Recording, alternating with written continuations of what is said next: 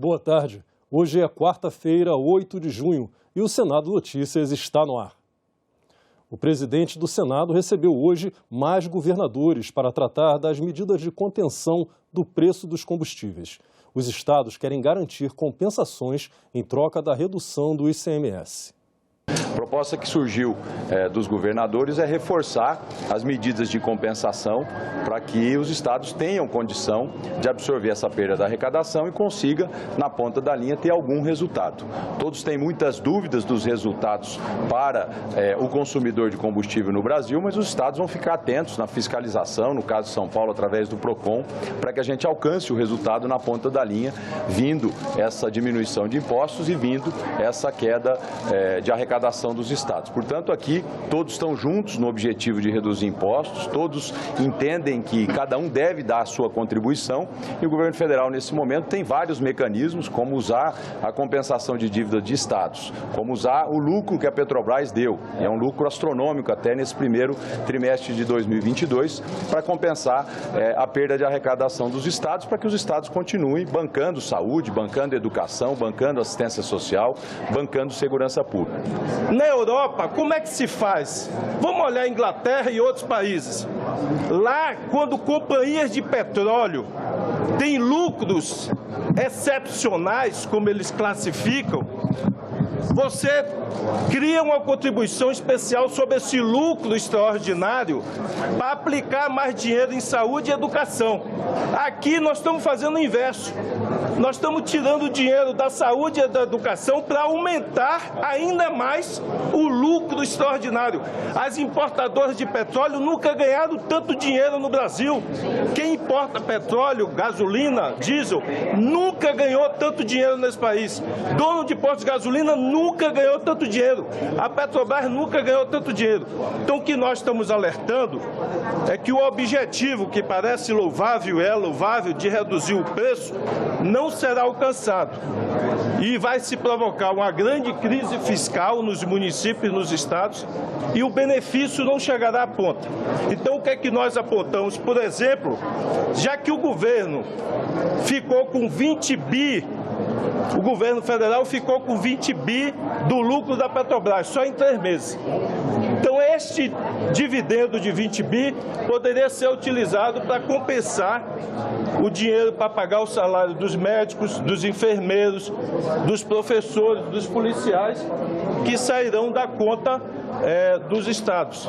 A gente vai ter um debate agora e como vai ficar essa compensação? Vai depender da dinâmica da negociação de hoje, às 12h30.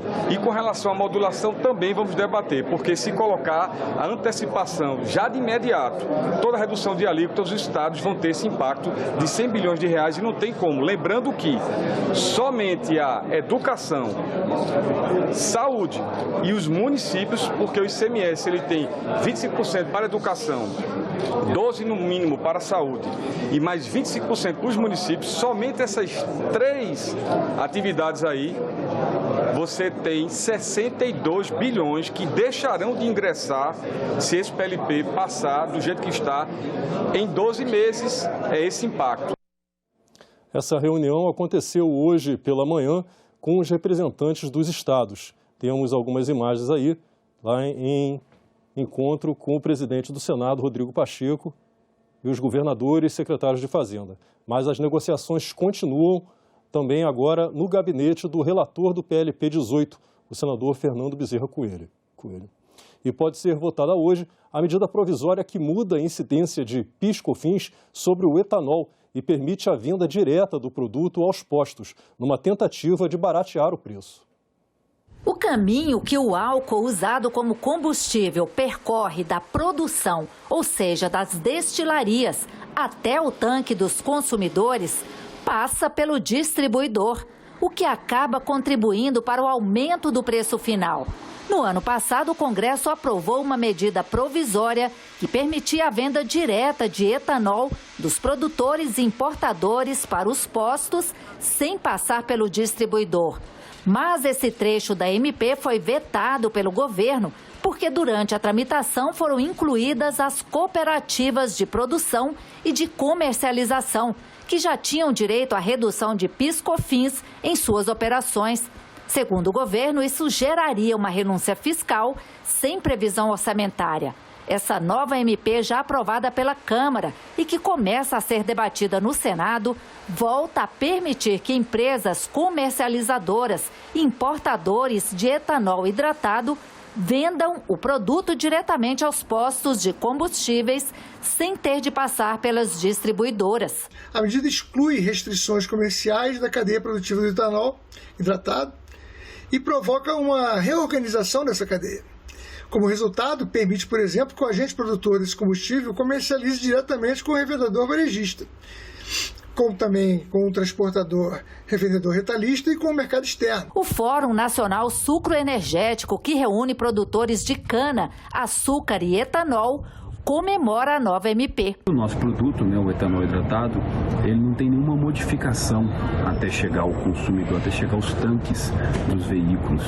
E dessa forma, então, foi proposto que a gente regulasse, então, a venda direta de etanol hidratado do produtor diretamente para o posto revendedor e dessa forma poder dar mais eficiência a todo esse processo. A medida provisória também faz ajustes na cobrança do PIS/PASEP e da COFINS sobre a cadeia de produção e de comercialização do etanol combustível. Com essa diminuição do PIS/COFINS, o governo federal tenta diminuir o preço do álcool na bomba, e aumentar a concorrência, coisa que não conseguiu só com a medida provisória do ano passado. E esse ano é a tentativa com a redução de impostos. O texto também autoriza as cooperativas de produção a participarem dessa venda direta. Estabelece regras de tributação para a venda direta aos varejistas. O texto também estabelece uma sistemática tributária aplicável à venda direta de etanol pelas cooperativas de produção e comercialização,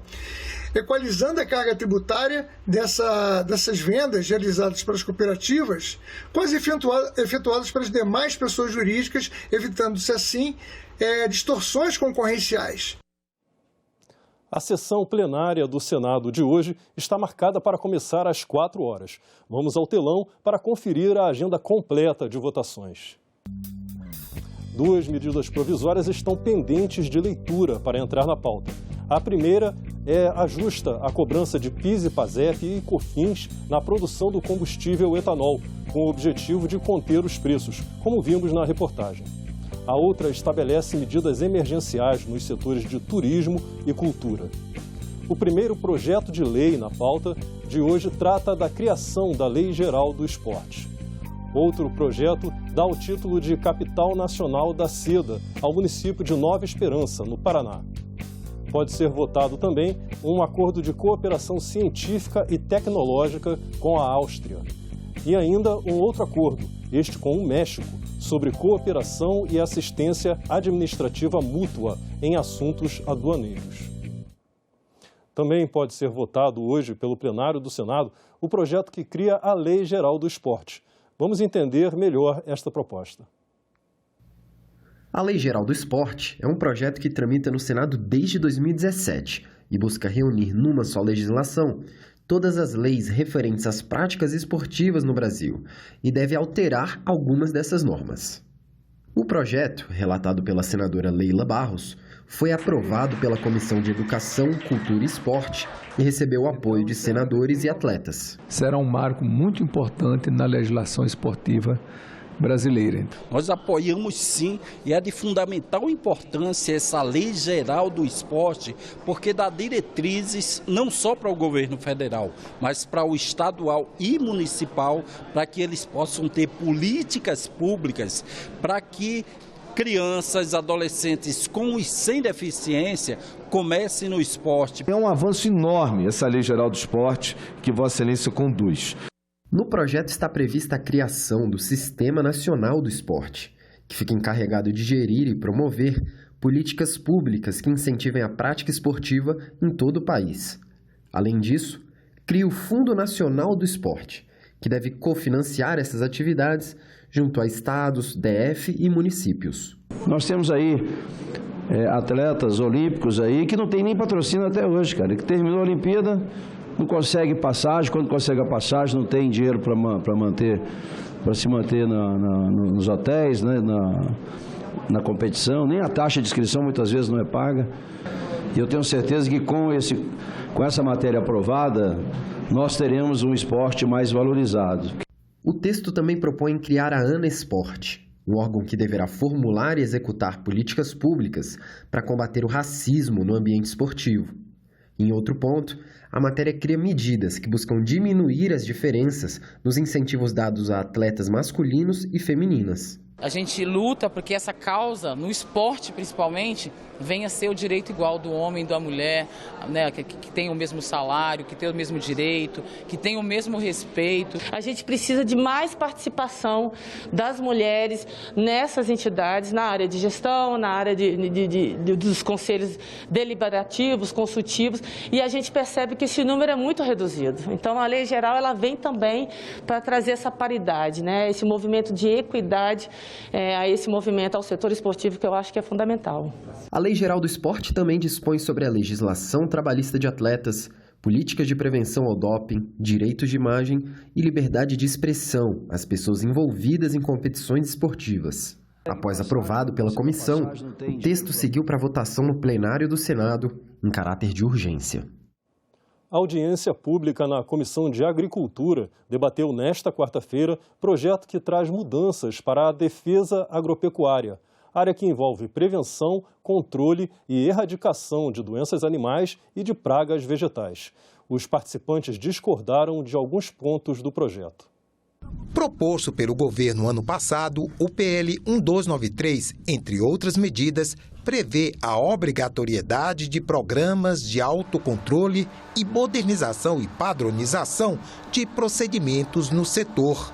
A expectativa é de que traga mais agilidade nas ações de comércio internacional, redução de prazos de liberação de produtos, integração de dados e outras melhorias. O representante do Ministério da Agricultura destacou papéis e responsabilidades diferentes dos setores público e privado. Existe uma tendência de falar, não, o setor privado resolve tudo, ele faz autorregulação e resolve tudo. Não é isso, nem também é uma situação que só o Estado pode controlar, só o Estado sabe. Não, nós temos papéis diferentes, cada um tem que assumir a responsabilidade.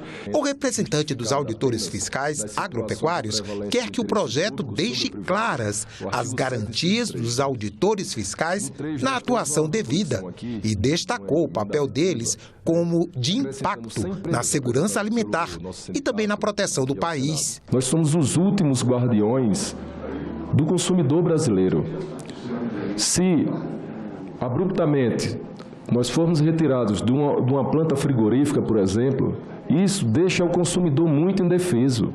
No mínimo, nós precisaríamos aí de uma década de transição para chegar a esse modelo. Que a atuação do Auditor Fiscal Federal Agropecuário seja garantida, não só as atividades de polícia administrativa, que é autuar, interditar, apreender, caçar, mas todas as outras atribuições inerentes à carreira de Auditor Fiscal Federal Agropecuário. Ex-ministra da Agricultura, a deputada Tereza Cristina reconheceu que o Brasil só chegou a esse patamar por conta do trabalho eficiente da fiscalização, mas disse que o quadro atual não dá conta do avanço no setor. Não é por culpa dos fiscais, né? Mas pelo crescimento dos setores e também por não podermos ter concursos públicos sendo feitos aí na necessidade que nós precisamos, o que está acontecendo? Hoje nós somos uma trava para emprego no Brasil. Senadores entraram no debate.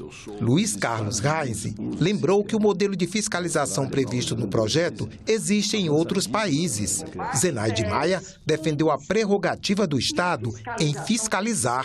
Como médica de formação, essa concessão de registro automático, isso é um absurdo, porque, como ele diz, a gente está lidando com agrotóxicos, com bactérias, fungos, e a fiscalização tem que ser do Estado. Os Estados Unidos usam esse sistema. Na Austrália, Nova Zelândia, 2 países avançadíssimos na criação, na pecuária de corte, pecuária leiteira, usam esse sistema. Toda a Europa usa esse sistema. Não é uma invenção do Brasil. Aqui vai se inventar a roda, não. facilita o processo. Ao longo de décadas, o plástico comprovou sua importância no cotidiano. No entanto, o descarte compromete a natureza e a vida. A Comissão de Meio Ambiente debateu alternativas para uma economia circular dos plásticos. Embalagens descartáveis das mais variadas formas e tamanhos. Toneladas de resíduos plásticos se acumulam por todo o planeta.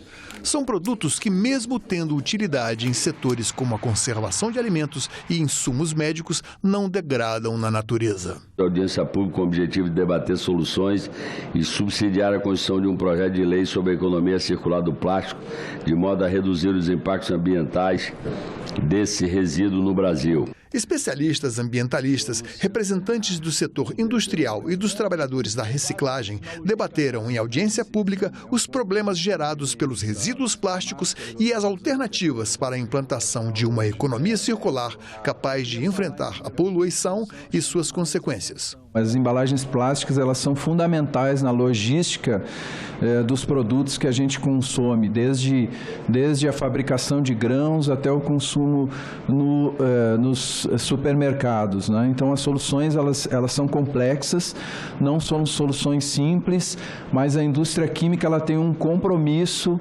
em protagonizar o incentivo a essas soluções, né? Possível substituição do plástico para o papel ou outros produtos, né? Não estou falando aqui que a alternativa é papel, mas para outros produtos em relação a isso. Já estão acontecendo, você vê movimentos de garrafas e copos plásticos, de papel, bandejas estruturadas, flexíveis de papel aparecendo e tudo mais. Nós produzimos um grande relatório que se chama Um Oceano Livre de Plásticos, que reuniu o que tinha de melhor e mais atual na literatura científica, assim como dados públicos e oficiais do governo, para trazer um panorama sobre essa poluição e essa questão do plástico de uso único no nosso país. Então, poluição por plástico deixou de ser um problema lá isolado, numa ilha do Pacífico, lá longe, para ser uma coisa do nosso dia a dia, para ser uma coisa que está no nosso quintal. E ela tem sido recorrente em vários lugares do país. Nós temos um problema absurdo, que é com aqueles plásticos que não têm reciclabilidade, ele vira um problema absurdo, porque eles entram na esteira, ocupam espaço danado, não são atacados pela logística reversa, que aí a logística reversa, que era uma das formas para fazer esse plástico voltar, ela não resolve. E eu vou explicar por que não resolve. Porque eles vincularam a logística reversa à apresentação de nota fiscal. No Brasil, são registrados cerca de 20 mil casos de recém-nascidos com asfixia perinatal, um mal que pode ser combatido com cuidados e acompanhamento adequados.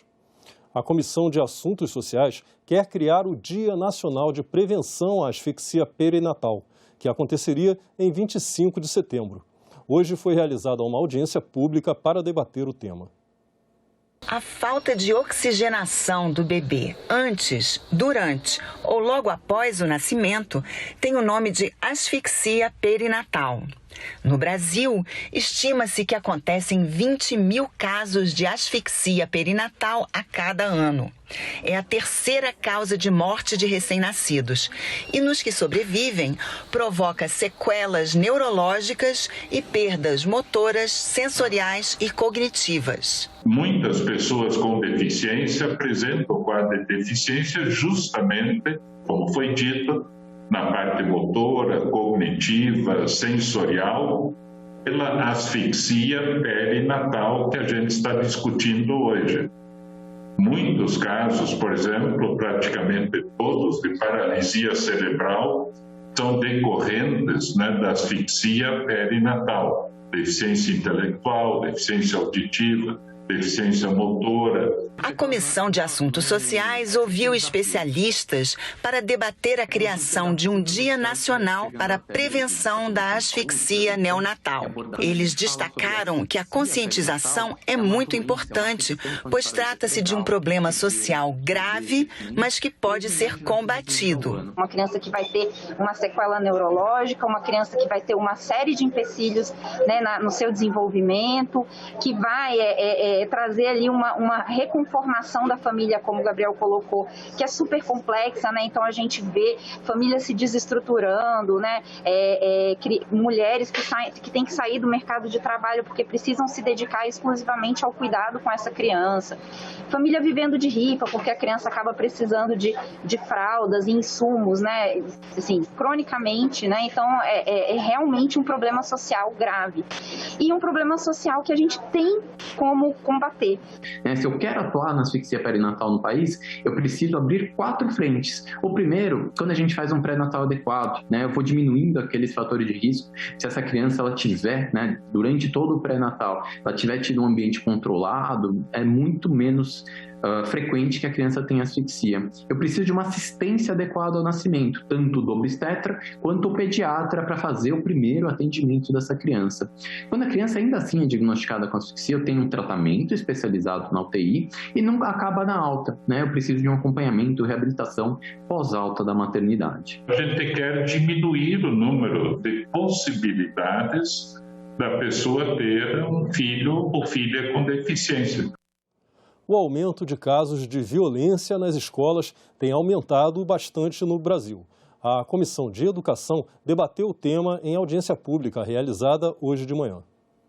Dados da Associação dos Professores do Estado de São Paulo mostram que em 2019, 54% dos professores relataram terem sofrido algum tipo de agressão dentro do ambiente escolar.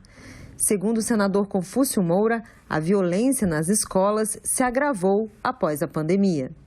Demoramos muito o retorno das aulas no Brasil, comparativamente com outros países do mundo, que as aulas iniciaram durante o pico da pandemia. No Brasil, praticamente, as aulas foram reabertas agora em fevereiro, né? Uns estados mais, outros menos. Para este especialista em segurança pública nas escolas, a violência vai além de um caso de polícia. Dentro desse universo da segurança pública, a gente precisa olhar para fatores que não estão necessariamente, no primeiro momento, diretamente ligados à questão de segurança, mas sim de suporte, de infraestrutura, de acolhimento, para que as nossas crianças sejam muito bem recebidas e que, com isso, a gente consiga reduzir a violência escolar. Já esse educador lembrou que a escola é um catalisador dos problemas sociais e emocionais que as crianças vivem e explica que a Secretaria de Educação do Estado de São Paulo criou o programa Psicólogos para a Educação. Começou durante a pandemia, final de 2019. Estamos buscando outras maneiras de avançar com isso, de repente, com algum tipo de atendimento presencial, em situações mais graves, mas todas as escolas têm atendimento, sejam estudantes como professores. É difícil pensar que uma criança que passa fome fora da escola não vai trazer problemas relacionados à fome para dentro da escola. Uma criança que sofre abuso dentro da escola não vai trazer problemas relacionados ao abuso para dentro da escola. Conscientizar a população sobre a importância de preservar e proteger o meio ambiente. Esse é o objetivo de um projeto de lei aprovado pelo plenário. Os senadores aprovaram um projeto de lei que cria a campanha Junho Verde. O texto define o mês como de conscientização sobre conservação dos ecossistemas e controle da poluição e da degradação ambiental. A campanha deverá ser promovida anualmente pelos poderes públicos federal, estadual e municipal, em parceria com escolas, universidades, empresas públicas e privadas, igrejas e entidades da sociedade civil.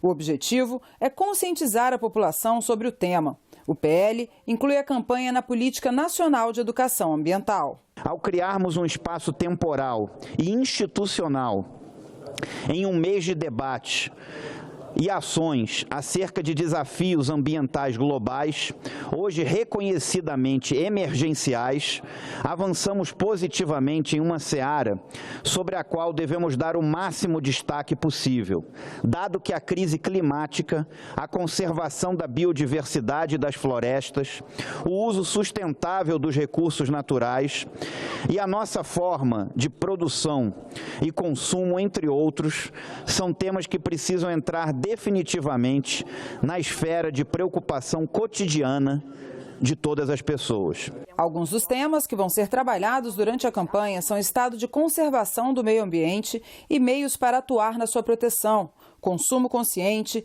reutilização e reciclagem de resíduos sólidos e estímulos à inovação ambiental por meio de projetos educacionais. Em alusão à campanha, o Senado está com a iluminação verde até o fim do mês.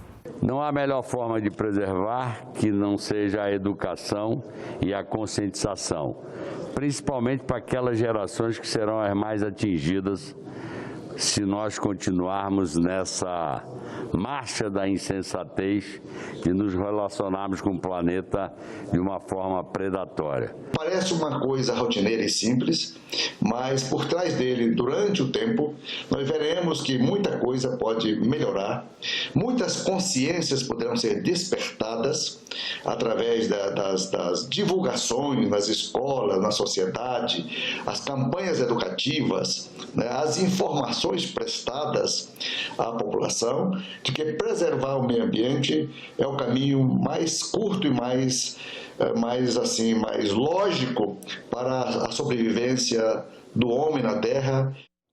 Os senadores também aprovaram o substitutivo da senadora Leila Barros ao projeto de lei da Câmara 98 de 2018. O texto exige a inclusão do rastreamento de sintomas depressivos em gestantes entre as ações previstas no pré-natal. Uma vez identificada a doença, as gestantes deverão ser encaminhadas para acompanhamento ou por psicólogo ou psiquiatra. O projeto agora volta para a análise da Câmara dos Deputados.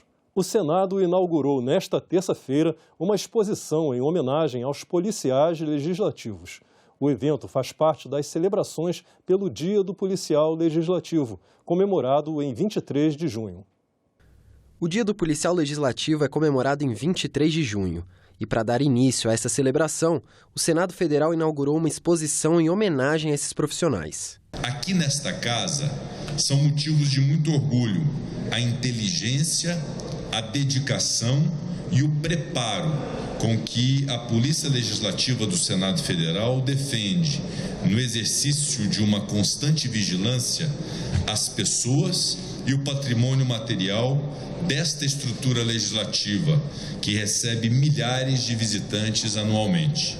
Nós temos que prestigiar a todos aqueles servidores e servidoras. É isso que fazemos hoje, com o lançamento da exposição em homenagem aos nossos colegas policiais legislativos, homens e mulheres.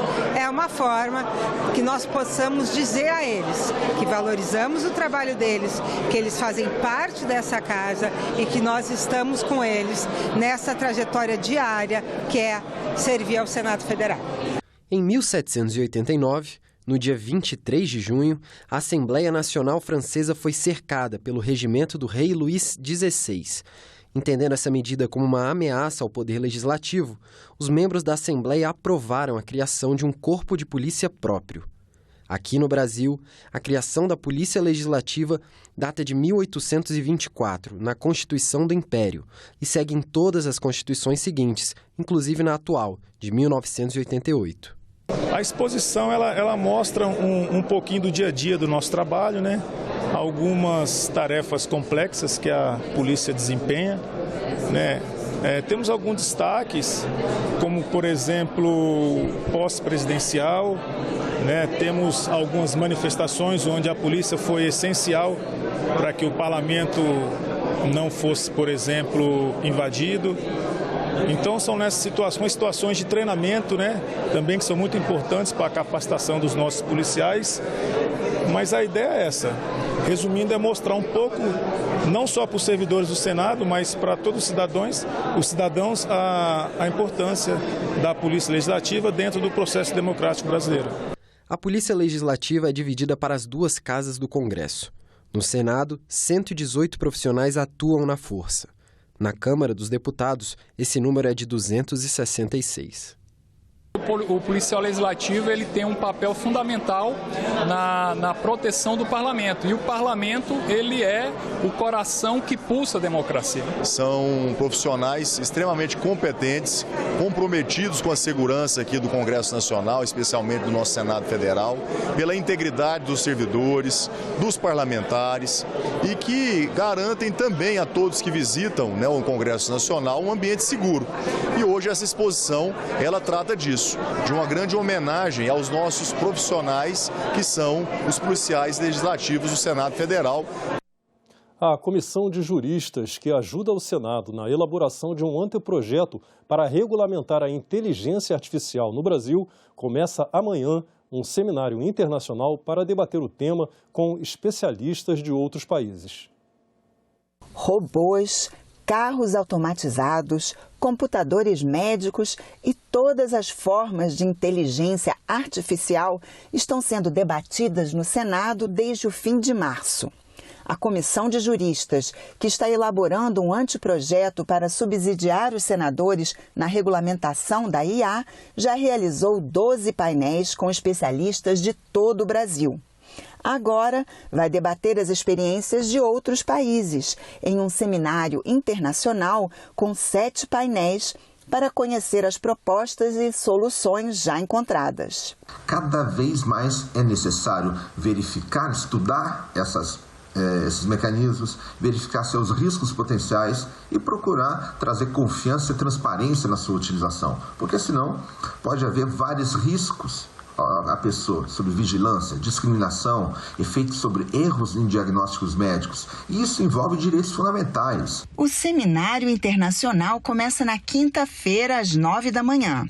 Os temas dos painéis já estão definidos: democracia e direitos fundamentais, desafios da regulação de inteligência artificial, experiências comparadas, transparência, viés e devido processo na tomada de decisão automatizada. Na sexta-feira, os temas serão proteção de dados e regulação de IA, técnicas regulatórias e abordagem baseada em risco, mercados e expertise, perspectivas setoriais em IA. E o último painel sobre sistemas de responsabilização. Até o mês de agosto, os juristas devem apresentar ao Senado a proposta de um anteprojeto de marco regulatório para a inteligência artificial no Brasil. É fundamental ampliar esse debate com a sociedade, ampliar esse debate também com a comunidade técnica, para que essa importante missão da Comissão de Juristas e do Congresso Nacional possa ser cumprida com êxito. Missão essa que exige o cumprimento dos direitos fundamentais, a concretização da dignidade da pessoa humana e também a promoção da inovação. Ficamos por aqui. Você pode rever as reportagens desta edição na nossa página na internet, senado.leg.br/tv. Muito obrigado pela sua companhia e até a próxima.